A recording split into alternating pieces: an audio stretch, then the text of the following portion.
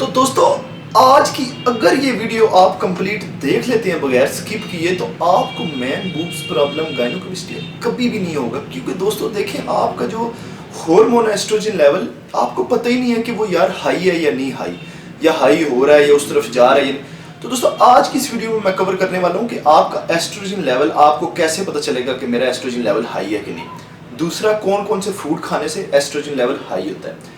तीसरा, कौन सी मेडिसिन ऐसी हैं, एंटीबायोटिक्स ऐसी हैं जो कि आपके यूज़ करने से जो है वो आपका एस्ट्रोजन हाई होता है। तो उसके बाद दोस्तों एक और बात मैं आपको बताऊं कि ज़रूरी नहीं है कि ये वीडियो उनके लिए है कि जिनको मैन बूब्स प्रॉब्लम या गायनोकोमेस्टिया है। देखिए, मैंने इस पे वैसे 2-3 वीडियो अपलोड की थी, उस पर काफ़ी लोगों को रिस्पांस आया। मैंने देखा काफ़ी लोगों को मसला है, तो मैंने सोचा यार मुझे इतनी मोटिवेशन देते हैं, वीडियो को लाइक करते हैं मेरे दोस्त, आजकल सब्सक्राइब भी बहुत ज़्यादा आ रहे हैं, तो मैंने सोचा कि मैं क्यों ना जो है वो इस टॉपिक पे और वीडियो बनाऊँ ताकि आपको ज़्यादा से ज़्यादा हेल्प मिल सके।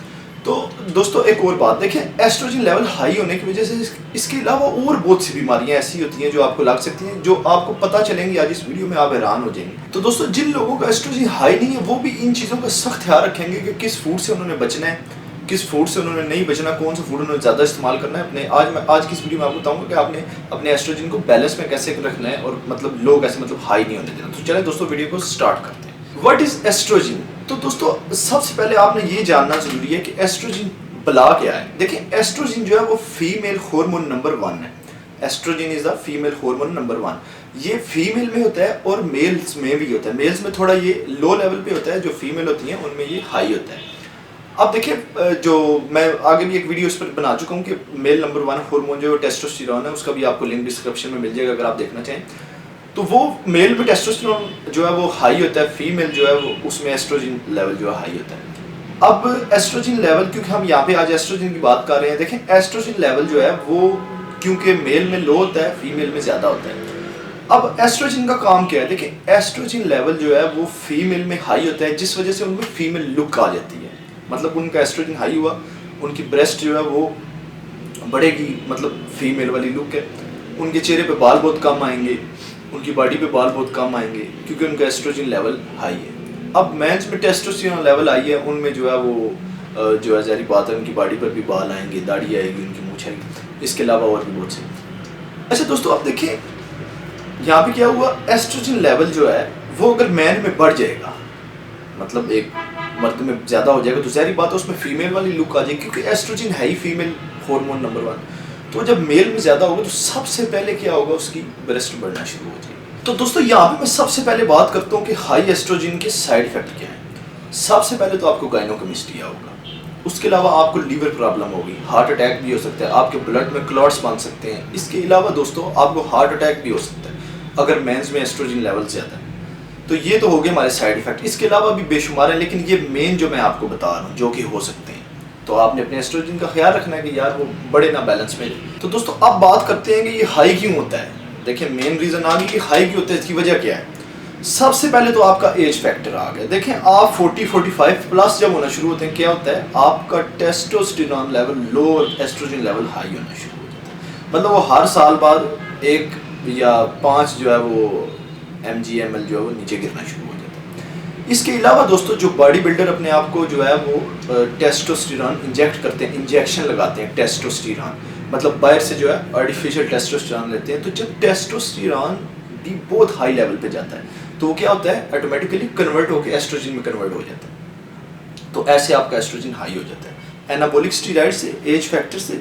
तो दोस्तों इसके अलावा जो है मुख्तलिफ किस्म के एंटीबायोटिक हैं जिनसे ये हाई होता है। मतलब आप बीमारी में अगर कोई एंटीबायोटिक लेते हैं, या आपको कोई ऐसा कोई बीमारी है, कोई मतलब चीज़ है आपको कोई भी ऐसी जिसका आप कोर्स लेते हैं कि आपने 6 महीने जो है वो साइकिल चलानी है किसी भी चीज़ की, कोई उसमें एंटीबायोटिक खानी है, तो उस वजह से भी आपका एस्ट्रोजन लेवल हाई हो सकता है। या फिर आपको दिमागी प्रॉब्लम है, आपको सोशल फोबिया है, उसमें जो मेडिसिन जो है इस्तेमाल होती हैं, या नींद वाली मेडिसिन जो होती हैं, उसकी वजह से भी आपका एस्ट्रोजन लेवल हाई हो जाता है। इसके अलावा दोस्तों अब हम बात करते हैं कि आपके फूड में। देखिए, आपके फूड में भी बहुत ऐसी चीज़ें आपको पता नहीं होता, आप पूरा दिन खाते रहते हैं, उसमें भी काफ़ी ऐसी चीज़ें हैं जो कि आपके एस्ट्रोजन को हाई करती हैं, जो कि हम अभी आगे चल के बात करेंगे। तो दोस्तों अब बात करते हैं कि एस्ट्रोजन हाई होने की साइंस क्या है। मतलब एक जो मैन है उसमें अगर एस्ट्रोजन हाई है तो उसको कैसे पता चलेगा।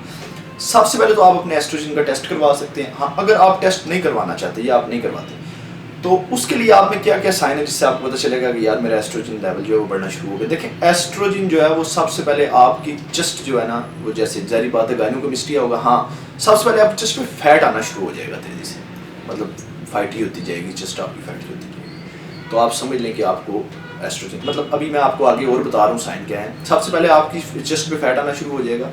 दूसरे नंबर पे आप में फीलिंग्स खत्म हो जाएंगी किसी किस्म की। कोई लड़की को देख के अगर बंदे में फीलिंग्स आती हैं ना, जैसे हमारे पाकिस्तान में कहते हैं कि शारी नहीं चढ़ दी इसमें, सॉरी अबाउट दिस वर्ड, लेकिन आपको समझाने के लिए मैंने जो है वो इस तरह से कहा है। तो आप में फीलिंग्स भी नहीं आएंगी। दूसरा ये साइन है, आपको नींद नहीं अच्छे से आएगी, डिस्टर्ब रहेगी नींद आपकी, आप जो है वो स्ट्रेस आप में बहुत ज़्यादा आ जाएगा।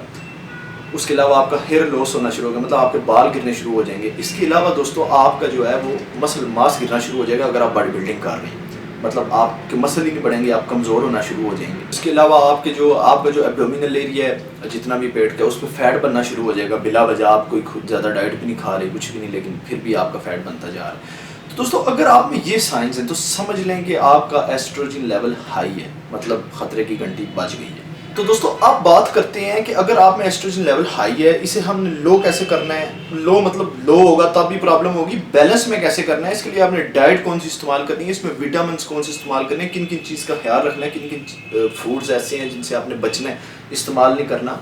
तो दोस्तों सबसे पहले आपने जो है वो अपनी जो आपकी डाइट है उसमें वेजिटेबल्स ऐड करनी है। ज़्यादा से ज़्यादा वेजिटेबल्स खाएं, वेजिटेरियन बन जाएं अगर आपने अपना एस्ट्रोजन लेवल को बैलेंस में रखना है। ब्रोकोली दोस्तों ये सबसे बेस्ट चीज़ है आपके एस्ट्रोजन को कंट्रोल करने में। इसके अलावा भी इसके बहुत से फ़ायदे हैं।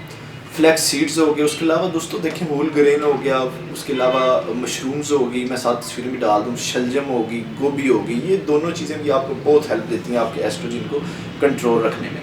तो इस दोस्तों जितनी भी वेजिटेबल्स हैं ये आपको बहुत बेनिफिट देंगी। आपने वीक में कम से कम मतलब 3 से 4 दिन वीक में आपने अपनी डाइट में जो है वो वेजिटेबल्स ऐड करनी, जिनके मैंने नाम लिए हैं, साथ मैं फोटोज़ भी डाल दूंगा। रेड ग्रेप्स भी इसमें आते हैं, वो भी बहुत आपको हेल्प देते हैं। ये चीज़ें आपने अपनी डाइट में ऐड करनी है 3 दिन, मतलब वीक में 3 से 4 दिन आपने वेजिटेबल्स खानी है। तो दोस्तों बात है विटामिन की तरफ। देखिए विटामिन जो है वो आपने सबसे ज़्यादा B12 और फाइबर, ये आपने अपनी डाइट में ज़्यादा से ज़्यादा ऐड करने हैं, क्योंकि ये बहुत हेल्प देता है आपके एस्ट्रोजन को लो करने में, मतलब बैलेंस में रखने की।